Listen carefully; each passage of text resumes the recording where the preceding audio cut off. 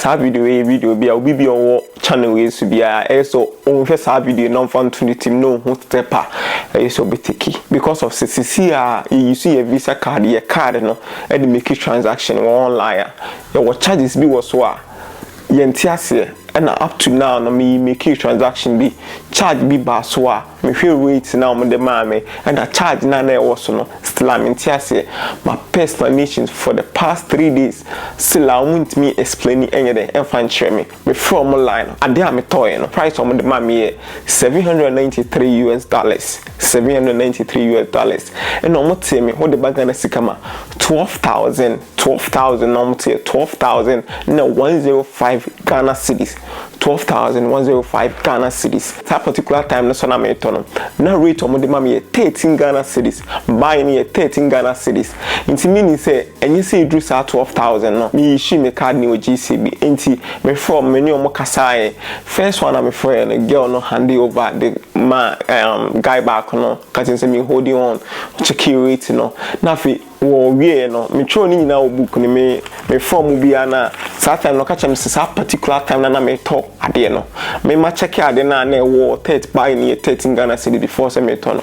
me free guy no mo hand over man catch me say wait ni Saturday me turn that particular time na 15 Ghana cedis that's a 15.265 o make sure say rate no the man no e see price no the man pepe na me we am convert here me say price ni anyway ni pepe but that time no particular no na buying a 13 Ghana cedi to catch me say certain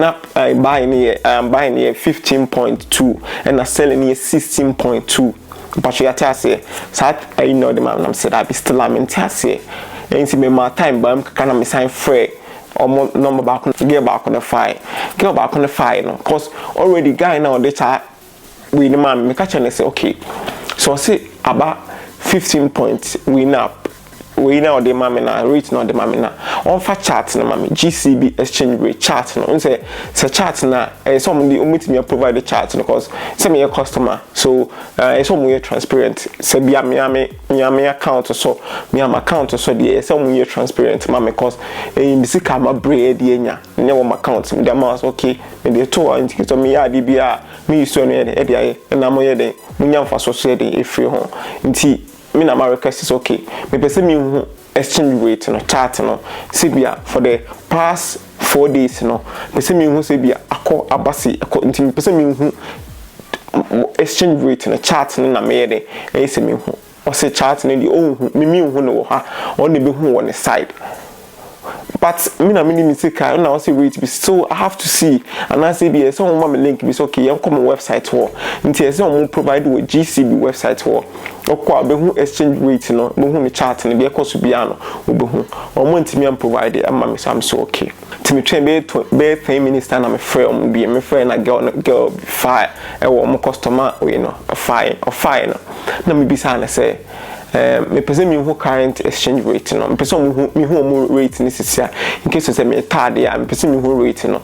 the rate na ma o sisi sia no dey am twa video we Saturday na me free that and 10th November na me from o catch me say buy ni 13.0 that's 13 cedis then sell ni 14.7 na me be say okay no catch me say any rate na wo ni dey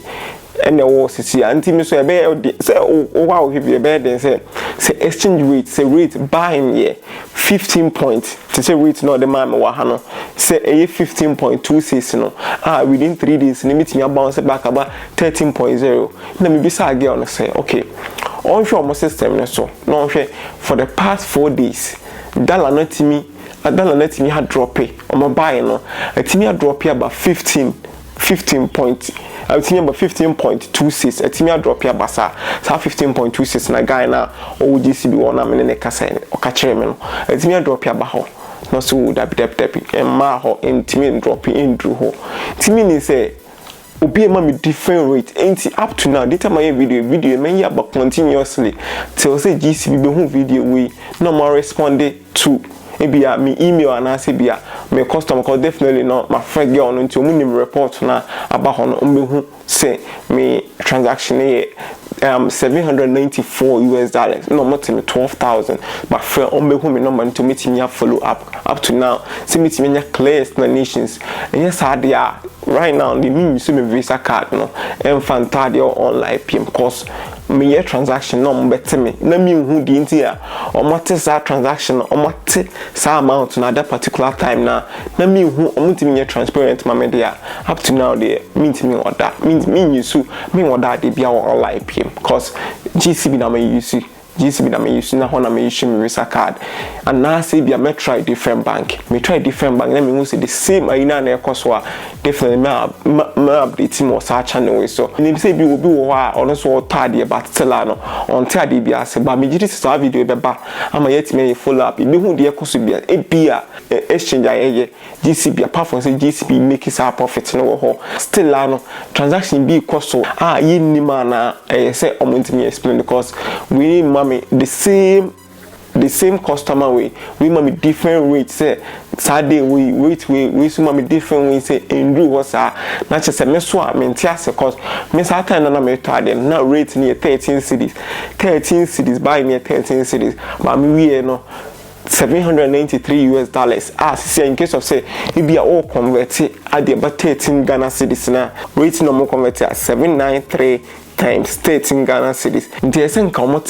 10,309 Ghana cedis in esen come to me but almost 12,105 Ghana cedis that's just a difference na there I was through too much until for almost be 1,900 FI and the question to see me be GC before now definitely no omo should be videos no subscribers no so no do na turn normal online omo so me train reply no omo me reply be am update me wa ha am ye nyina ye yakoyenim da bia me video bia me continue akai omo till so omo reply me case way enti me did this video woni bejon cause guys ni na turn normal online then buy and sell ni nyina ye exchange rate ni nyina ye enti ni nyina here so reply we follow techintwi on Facebook YouTube here subscribe channel me the videos be bro me the videos sir